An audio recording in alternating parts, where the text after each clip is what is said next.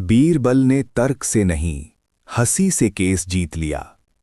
दरबार में सुबह का नवरंग छाया हुआ था। रंग बिरंगे परिधान, सुनहरी जंजीरों की चमक और वो वही हलचल जो हर दिन अकबर के सामने नए किस्से, नए झगड़े और नई बुद्धिमत्ताएं लाती थी। मगर उस दिन का मामला और माहौल दोनों ही कुछ अलग थे। एक ऐसा विवाद जो तर्क से नहीं, हंसी से सुलझा, और जिसका नायक कोई और नहीं बल्कि बीरबल था। अकबर अपने सिंहासन पर बैठे थे, माथे पर हल्की चिंता। वो चाहते थे कि उनका दरबार न सिर्फ न्याय करे बल्कि जनता के दिलों में अमन और हंसी दोनों जगाएं। तभी दरवाजे खुले और दो आदमी घबराहट से अंदर आए। एक सज धज कर आया, साफ सरताज कपड़े, आंखों में ठान, और दूसरा साधारण सा पर दिखने में मासूम, हाथ में एक टूटे हुए झाड़ू की तरह कुछ लिए हुआ। हुकुम, पहला आदमी बोला। उसके शब्दों में क्रोध था। ये चोर मेरा सामान ले गया, मेरी दुकान से महंगा दाम पूरी रात में उठाकर भाग गया, मुझे न्याय चाहिए। दूसरा आदमी बेरुखी होकर सिर झुकाए खड़ा रहा। उसकी आंखों में डर था, पर कुछ शर्मीली मुस्कान भी। दरबार के सब लोग चुप थे। ये वही मिक्स था, गुनाह और शक का, बेइज्जती का और न्याय का। नाम बताओ, अकबर ने पूछा। मेरे नाम है मधुसूदन हुकुम, मैं कपड़ों की दुकान चलाता हूँ। रात में मेरी दुकान पर एक चोर आया और बहुत सारा सामान उठाकर भाग गया। मैंने कल रात सीसीटीवी लगाया, पर वो खराब हो गया। पेड़ों पर चश्मदीद भी हैं, पर कोई नाम नहीं बताया, पर मुझे आशंका उस आदमी पर है। मधुसूदन ने घूर कर साधारण आदमी की ओर इशारा किया। साधारण आदमी ने धीमी आवाज में कहा, मेरा नाम हरिओम है। मैंने कभी किसी की दुकान नहीं लूटी, पर कल रात मैं वहीं नज़दीक से गुजर रहा था और मैंने एक चोर देखा। मैंने उसे टोका भी था, पर उसने कहा, जाओ, ये मेरा काम नहीं है। फिर वो चला गया। दरबार में हल्की हंसी उठी। तो क्या तुमने उसे पकड़ा भी? किसी दरबारी ने पूछा। हरिओम सिर नीचे कर लिया। नहीं, हिम्मत नहीं हुई। मधुसूदन गरज उठा, तुम्हारे पास बहाने हैं। तुमने उसकी मदद की है और अब बहाना बनाकर खुद को मासूम दिखा रहे हो। अकबर बोले, ठहरो, सबकी बात सुनी जाएगी। फिर अकबर ने बीरबल की ओर देखा। वो हमेशा ऐसी मुश्किल घड़ियों में कुछ अनोखा सुझाते थे। बीरबल ने चाशनी जैसी मुस्कान दी और कदम आगे बढ़े। राजा पटशाह, मुझे बताओ, क्या न्याय सिर्फ कानून से नापा जाता है? बीरबल ने पूछा। अकबर ने टेबल पर ठोकर मारी। न्याय तो सबूतों से और तर्क से नापा जाता है। हाँ, पर जब सबूत नहीं हो? बीरबल ने आंखें चमकाते हुए कहा। कभी कभी हंसी भी एक सबूत बन जाती है। दरबारियों ने आश्चर्य से देखा। हंसी से सबूत? क्या मुमकिन है? मधुसूदन ने जिद पकड़ी। हंसी से क्या होगा? मैं अपना सामान, अपनी मेहनत का पैसा चाहता हूं। बीरबल ने विनम्रता से कहा। तब सुनिए मेरा प्रस्ताव। आज का न्याय तर्क से नहीं, पर हंसी से होगा। अगर मैं मधुसूदन को हंसा दूं और उठकर कहे कि उसने ये हंसी इसलिए नहीं सहा क्योंकि उसे बड़ा नुकसान हुआ है, पर क्योंकि सच बाहर आ गया है, तो मेरा कहना है कि सच यही है कि हरिओम निर्दोष है। कुछ लोग खड़े होकर मुंह खोलने लगे, पर अकबर ने अधीरता से कहा, तुम क्या करोगे बीरबल? अदालत क्या मजाकिया मंच ही बन गई है? बीरबल ने मुस्कुराते हुए कहा, राजा, मैं मजाक तो नहीं, पर सच्चाई छिपी हुई हंसी में भी मिल सकती है। आज की दुनिया में जो लोग सच नहीं बोलते, उनके चेहरे पर झूठ की गंभीरता रहती है, पर जो सच है वो अक्सर निश्चल मुस्कान में छिपा होता है। अकबर ने एक पल सोचा और कहा, ठीक है, पर अगर ये तरकीब काम ना करे तो तुम जिम्मेदार होगे। बीरबल ने सिर हिलाया और बस आज की सुनवाई असामान्य तरीके से शुरू हुई। पहला चरण था हरिकोम का बयान लेना। बीरबल ने मधुसूदन के पास जाकर कहा, हे मधुसूदन भाई, थोड़ा हंसिए, मेरी बात सुनिए। मधुसूदन ने कांपते हुए कहा, हंसना? मेरा सामान गया है, हंसी कैसे? बीरबल ने मासूमाना अंदाज में पूछा, क्या तुम्हारे कपड़े फटे थे? क्या तुमने कुछ खोया? मधुसूदन व्यथित होकर बोल पड़ा, मेरा सारा माल गया हुकुम, मैं हंस नहीं सकता। बीरबल ने फिर अपना जादू दिखाया।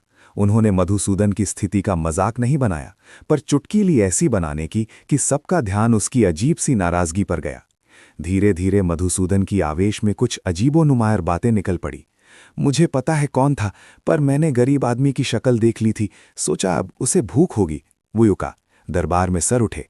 क्या मधुसूदन ने पता होने पर भी छिपाया? बीरबल ने नजरें चमकाईं।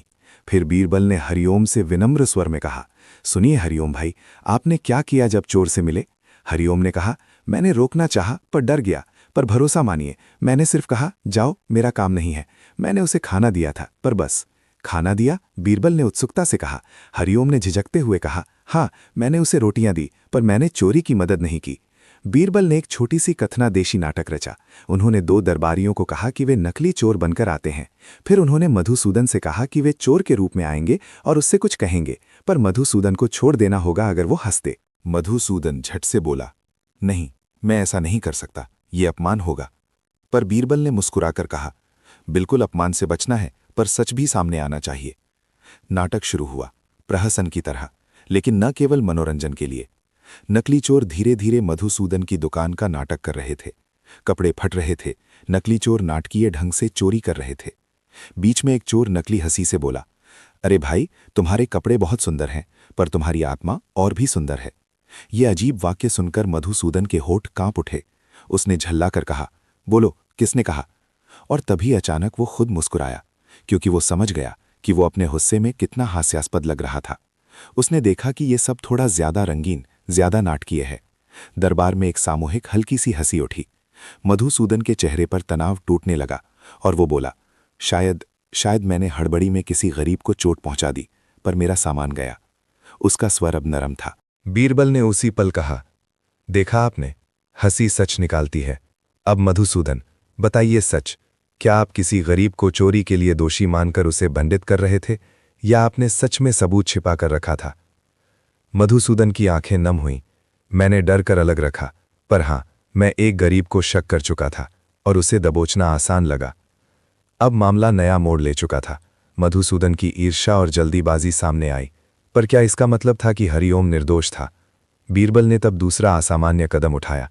उन्होंने दरबार के कुछ लोगों से कहा कि वे अपने जूते एक एक करके बाहर रख दें और अंदर आकर कहें कि कौन सा जूता किसका था। सबने हंसी ठिठोली में भाग लिया।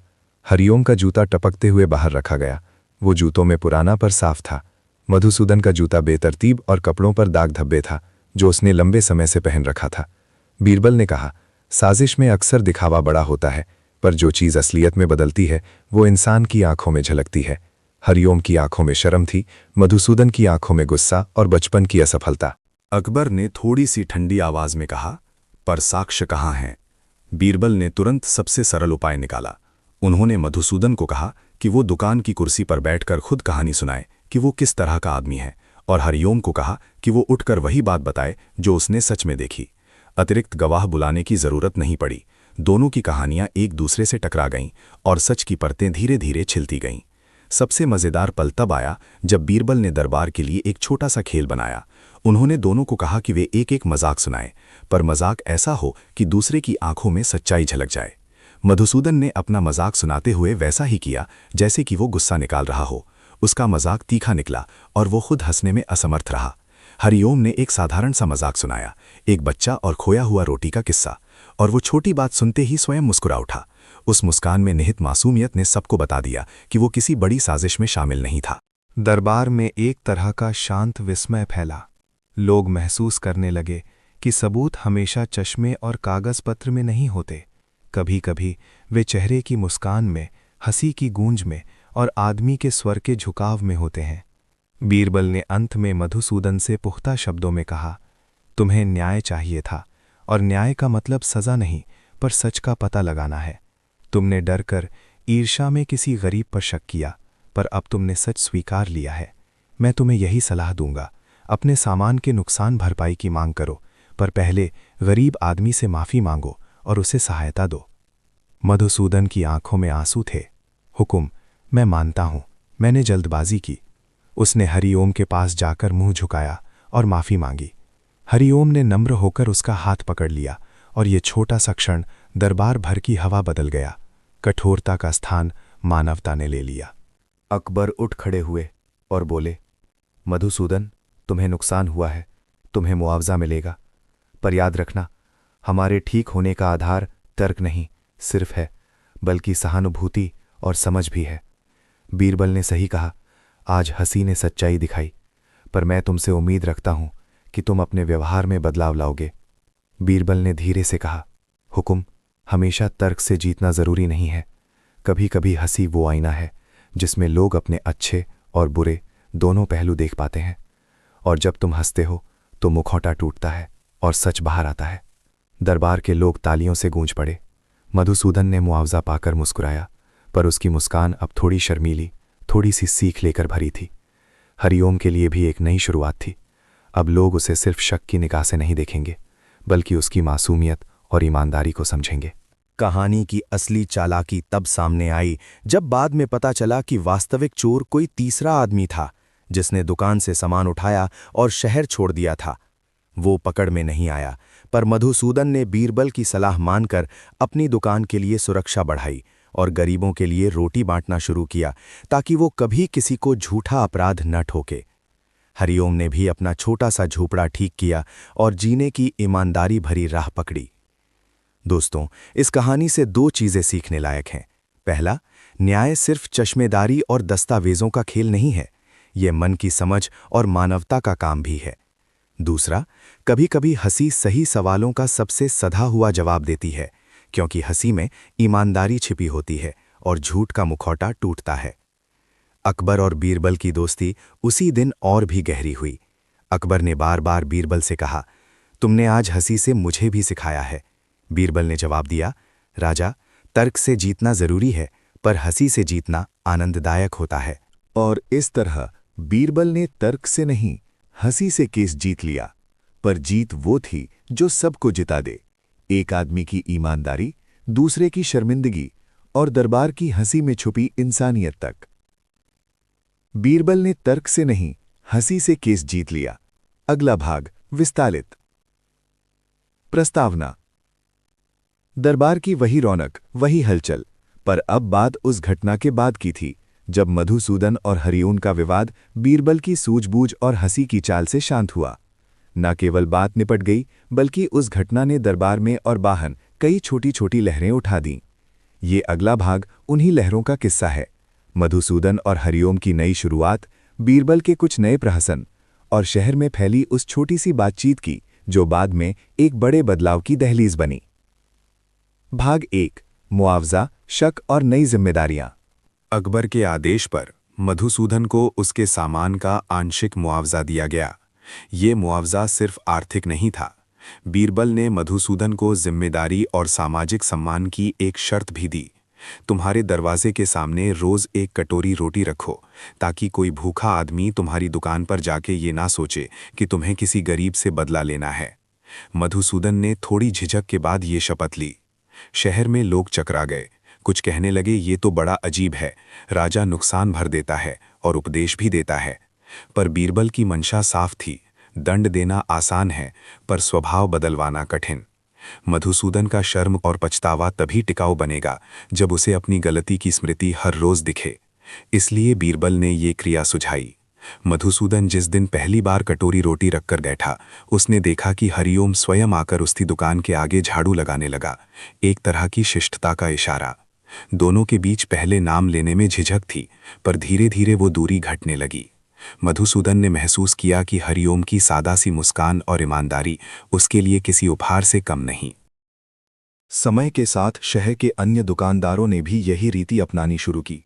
इस तरह की छोटी छोटी हरकतों ने चौराहे पर नया सहज वातावरण बनाया। ये बीरबल की छोटी चाल का बड़ा असर था। न्याय के साथ जो मानवता का पाठ जुड़ा, वो लोगों की रोजमर्रा की आदत बन गई। भाग 2। हरिओम की कहानी, झोपड़ी से नई सुबह। हरिओम के जीवन में भी बदलाव आया। पहले उसका छोटा सा झोपड़ा टूटा फूटा था और लोगों की निगाहों में एक संदिग्ध सा चेहरा था। पर जब उसने सुधर कर काम शुरू किया, कभी किसी के जूते चमकाए, कभी सब्जी बेची, लोगों ने उसकी मेहनत को देखा। बीरबल ने दरबार में एक आदेश दिया, किसी भी गरीब पर सिर्फ शक के आधार पर उंगली ना उठाओ। उस आदेश का असल लाभ तब दिखा जब मधुसूदन ने सार्वजनिक रूप से हरिओम को अपनी दुकान का छोटा सा ठेका दिया। हरिओम को दुकान के बाहर छोटे छोटे सामान बेचने की इजाजत मिली। हरिओम ने ये अवसर खोया नहीं, उसने ईमानदारी का रास्ता पकड़ा। उसकी ईमानदारी ने कई लोगों को आश्चर्यचकित कर दिया। वो सुबह जल्दी आता, दुकान साफ करता, ग्राहकों का आदर करता और चुपचाप लोगों के दुख सुख सुन लेता। धीरे धीरे उसकी छोटी सी ईमानदारी ने उसे शहर के एक प्यारे चरित्र में बदल दिया। एक दिन मधुसूदन खुद हरिओम से बोला, तुम्हारी ईमानदारी ने मुझे शर्मिंदा किया है। हरिओम ने नम्रता से कहा, भाई, मैंने कभी सोचा भी नहीं था कि एक दिन मेरा नाम दरबार तक पहुंच जाएगा। अब केवल ये चाहूंगा कि मैं सही राह पर चलूं। मधुसूदन ने उसे अपने पुराने कपड़ों का एक हिस्सा दे दिया ताकि वो उसे ठीक कर सके और बेच सके। एक छोटा सा ऐशो आराम हरिओम की दुनिया में आया। भाग 3। चोर की परछाइयाँ। अभी भी असली चोर शहर में घूम रहा था। बीरबल जानता था कि चोर पकड़ना राज्य की सुरक्षा विभाग की जिम्मेदारी है, पर उसने कुछ चालाकियां अपनाई ताकि वो अपनी सूझ से लोगों को सतर्क कर सके। उसने दरबार में एक सार्वजनिक घोषणा पत्र दिया, जो किसी के साथ चोरी कराएगा उसे न केवल कानूनी दंड मिलेगा बल्कि समाज की निंदा का सामना करना पड़ेगा। पर बीरबल ने साथ में एक योजना भी रखी, वो था कॉलम ऑफ हंसी। कॉलम ऑफ हंसी क्या था? ये दरअसल शहर के मुख्य चौक में एक मंच जैसा छोटा सा स्थान था, जहां हर सप्ताह किसी मजेदार परिहास के जरिए समाज के छोटे छोटे दोषों को उजागर किया जाता। नसीहत नहीं, पर हंसी के साथ चेतावनी। बीरबल जानता था कि जब लोग हंसते हैं तो उनकी रक्षा की चेतना भी जागती है। इस मंच के पीछे दरअसल बीरबल का उद्देश्य था चोरी, झूठ और समाज के अन्य छोटे छोटी बुराइयों पर ध्यान आकर्षित करना। पहले कुछ हफ्तों में लोग आश्चर्यचकित थे, पर वक्त के साथ ये मंच लोकप्रिय हो गया। कलाकार, व्यंग्यकार और छोटे छोटे गृहस्थ यहाँ अपने अपने किस्से सुनाने लगे, और इन कहानियों के बीच कई बार किसी संदिग्ध के बारे में सुराग भी मिलता।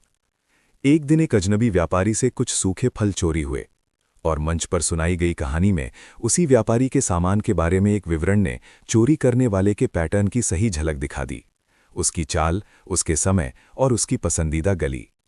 बीरबल ने इन सुरागों को राज्य के चौकीदारों को भेजे, और धीरे धीरे वो असली चोर तक पहुंचने लगे। ये सब बिना किसी बड़े शोर के हुआ, हंसी के पर्दे के पीछे काम करती नज़ाकत। भाग 4। बीरबल के छोटे छोटे प्रहसन। बीरबल अब केवल न्याय देने वाला सज्जन नहीं रहा, वो शहर का मनोरंजनकारी बुद्धि भी बन गया। उसने कई छोटे छोटे प्रहसन और नाट्य रंजक कार्यक्रम, बारात से लेकर पढ़ाई लिखाई तक, लोगों के बीच रखा। कुछ मजेदार प्रहसन निम्न रहे। झूठी दुकानों का मेला। बीरबल ने दुकानदारों से कहा कि वे अपने द्वारा बेची जाने वाली वस्तुओं की अजीबोगरीब परिभाषा दें और जनता वोट करे कि किस दुकान की परिभाषा सबसे हास्यास्पद है। इस खेल ने दुकानदारों को अपने माल पर हंसने पर मजबूर किया और साथ ही उन्हें अपने स्टॉक की ईमानदारी जांचने को प्रेरित किया। मुस्कान का हिसाब किताब। हर महीने बीरबल ने कुछ परिवारों के बीच एक उत्सव रखा, जहां परिवारों को बताया जाता कि मुस्कान का महत्व क्या है। छोटे छोटे पुरस्कार उन लोगों को दिए जाते जो बिना किसी उम्मीद के दूसरों का भला करते। इससे समाज में परोपकार की प्रवृत्ति बढ़ने लगी। खोया सामान, पाया हंसी। ये एक लघु नाटक था जिसमें खोए हुए सामान के झूठे और असली मालिकों के किस्से दिखते। दर्शकों को अनुमान लगाना होता कि असली मालिक कौन है। इस नाटक ने लोगों की धारणा और पहचान की समझ और तेज की। इन प्रहसनों से हुआ ये कि शहर के लोग न सिर्फ मनोरंजन पा रहे थे, बल्कि सामाजिक बुराइयों के प्रति सजग हो रहे थे। हंसी की ये लहर धीरे धीरे शहर के कोने कोने तक पहुंच गई। भाग 5। असली चोर का पर्दाफाश। कड़ी मेहनत और सूझबूझ के बाद चोर पकड़ा गया, पर यह पकड़ राजनैतिक या हिंसक तरीके से नहीं हुई। एक रात चौकीदारों ने देखा कि एक संदिग्ध आदमी बाजार में घूम रहा है, और उसकी चाल वही थी जो मंच पर बताई गई कहानी में बताई गई थी। चौकीदारों ने उसे पकड़ा, और जिन सामानों के बारे में मंच ने संकेत दिए थे वे उसके पास मिले। जब पकड़ा गया चोर अदालत में पेश हुआ, तब उसने कहा कि उसने चोरी इसलिए की क्योंकि उसे परिवार पालना था और नौकरी नहीं मिली। ये सुन बीरबल ने नया तर्क दिया, जो तर्क किसी किताब से नहीं आता था बल्कि अनुभव से आता था। कानून का काम दंड है, पर न्याय का काम सुधार। चोर को कठोर सजा न देकर उसे काम सिखाने और राज्य के छोटे से आश्रय गृह में दाखिल करने का आदेश दिया गया। इससे शहर के लोग दो तरह के संदेश लेकर निकले। एक, चोरी गलत है, और दूसरा, समाज दोषियों को सुधारने के रूप में भी समर्थन कर सकता है। भाग 6। मधुसूदन की नई तस्वीर। मधुसूदन, जो कभी केवल अपने नुकसान के बारे में सोचता था, अब वो अपने अनगिनत ग्राहकों में से कुछ के साथ साझा करने लगा। उसने हरिओम को दुकान में छोटे छोटे काम दिए, और उसने शिक्षा की पहल भी की। उसने हर सप्ताह एक दिन तय किया जब वो गरीबों के लिए कपड़े दान करेगा। एक तरह से उसने अपनी गलती की भरपाई की। 1 वर्ष बाद मधुसूदन की दुकान में बदलाव साफ दिखाई देने लगा। न केवल माल, बल्कि उसका व्यवहार भी बदल गया। वो अब कठोर आदमी नहीं रहा, बल्कि वो अपने शहर के लिए एक जिम्मेदार नागरिक बन गया। दरबार और शहर दोनों में बीरबल की इस पद्धति की आलोचना भी हुई और प्रशंसा भी। कुछ लोग कहते थे कि मजाक और हंसी से न्याय ढक जाएगा, पर अधिकतर लोगों ने देखा कि हंसी ने झूठ की कठोरता कम की और लोगों को सच्चाई से मिलने के लिए प्रेरित किया। अकबर ने भी इस शैली को अपनाया और दरबार की सुनवाइयों में कुछ हद तक व्यवहारिक और मनोवैज्ञानिक तत्व जोड़ने का आदेश दिया। बीरबल की असली उपलब्धि ये थी कि उसने ये दिखाया कि न्याय सिर्फ कानून और सजा नहीं, बल्कि समझ, सुधार और कभी-कभी हंसी भी है। इस नए दृष्टिकोण ने दरबार के कामकाज को मानव प्रिय बनाया। समापन, हंसी की विरासत।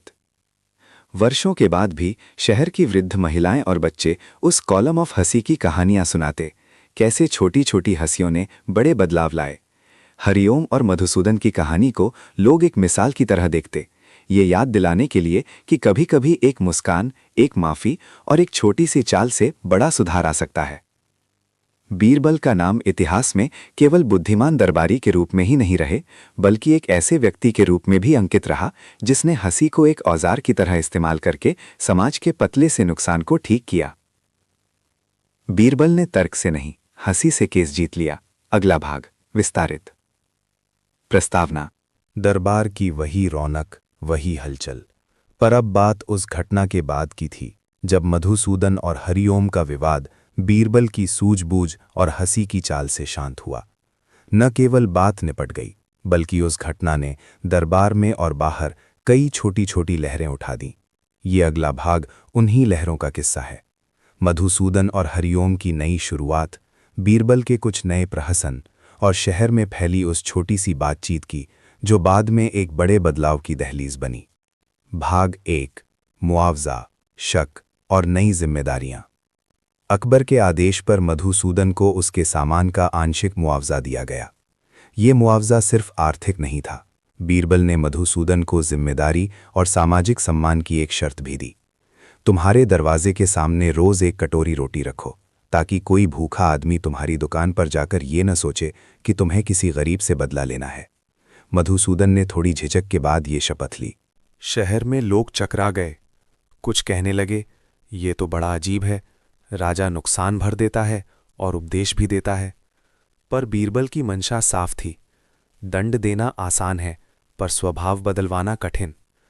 मधुसूदन का शर्म और पछतावा तभी टिकाऊ बनेगा जब उसे अपनी गलती की स्मृति हर रोज दिखे। इसलिए बीरबल ने ये क्रिया सुझाई। मधुसूदन जिस दिन पहली बार कटोरी रोटी रखकर बैठा, उसने देखा कि हरिओम स्वयं आकर उसकी दुकान के आगे झाड़ू लगाने लगा, एक तरह की शिष्टता का इशारा। दोनों के बीच पहले नाम लेने में झिझक थी, पर धीरे धीरे वो दूरी घटने लगी। मधुसूदन ने महसूस किया कि हरिओम की सादा सी मुस्कान और ईमानदारी उसके लिए उपहार उपहार से कम नहीं। समय के साथ शहर के अन्य दुकानदारों ने भी यही रीति अपनानी शुरू की। इस तरह की छोटी छोटी हरकतों ने चौराहे पर नया सहज वातावरण बनाया। ये बीरबल की छोटी चाल का बड़ा असर था। न्याय के साथ जो मानवता का पाठ जुड़ा, वो लोगों की रोजमर्रा की आदत बन गई। हरिओम के जीवन में भी बदलाव आया। पहले उसका छोटा सा झोपड़ा टूटा फूटा था और लोगों की निगाहों में एक संदिग्ध सा चेहरा था। पर जब उसने सुधर कर काम शुरू किया, कभी किसी के जूते चमकाए, कभी सब्जी बेची, लोगों ने उसकी मेहनत को देखा। बीरबल ने दरबार में एक आदेश दिया, किसी भी गरीब पर सिर्फ शक के आधार पर उंगली ना उठाओ। उस आदेश का असल लाभ तब दिखा जब मधुसूदन ने सार्वजनिक रूप से हरिओम को अपने दुकान का छोटा सा ठेका दिया। हरिओम को दुकान के बाहर छोटे छोटे सामान बेचने की इजाज़त मिली। हरिओम ने ये अवसर खोया नहीं, उसने ईमानदारी का रास्ता पकड़ा। उसकी ईमानदारी ने कई लोगों को आश्चर्यचकित कर दिया। वो सुबह जल्दी आता, दुकान साफ करता, ग्राहकों का आदर करता और चुपचाप लोगों के दुख सुख सुन लेता। धीरे धीरे उसकी छोटी सी ईमानदारी ने उसे शहर के एक प्यारे चरित्र में बदल दिया। एक दिन मधुसूदन खुद हरिओम से बोला, तुम्हारी ईमानदारी ने मुझे शर्मिंदा किया है। हरिओम ने नम्रता से कहा, भाई, मैंने कभी सोचा भी नहीं था कि एक दिन मेरा नाम दरबार तक पहुंच जाएगा। अब केवल ये चाहूंगा कि मैं सही राह पर चलूं। मधुसूदन ने उसे अपने पुराने कपड़ों का एक हिस्सा दे दिया ताकि वो उसे ठीक कर सके और बेच सके। एक छोटा सा ऐशो आराम हरिओम की दुनिया में आया। भाग 3, चोर की परछाइयां। अभी भी असली चोर शहर में घूम रहा था। बीरबल जानता था कि चोर पकड़ना राज्य की सुरक्षा विभाग की जिम्मेदारी है, पर उसने कुछ चालाकियां अपनाई ताकि वो अपनी सूझ से लोगों को सतर्क कर सके। उसने दरबार में एक सार्वजनिक घोषणा पत्र दिया, जो किसी के साथ चोरी कराएगा उसे न केवल कानूनी दंड मिलेगा बल्कि समाज की निंदा का सामना करना पड़ेगा। पर बीरबल ने साथ में एक योजना भी रखी, वो था कॉलम ऑफ हंसी। कॉलम ऑफ हंसी क्या था? ये दरअसल शहर के मुख्य चौक में एक मंच जैसा छोटा सा स्थान था, जहां हर सप्ताह किसी मजेदार परिहास के जरिए समाज के छोटे छोटे दोषों को उजागर किया जाता। नसीहत नहीं, पर हंसी के साथ चेतावनी। बीरबल जानता था कि जब लोग हंसते हैं तो उनकी रक्षा की चेतना भी जागती है।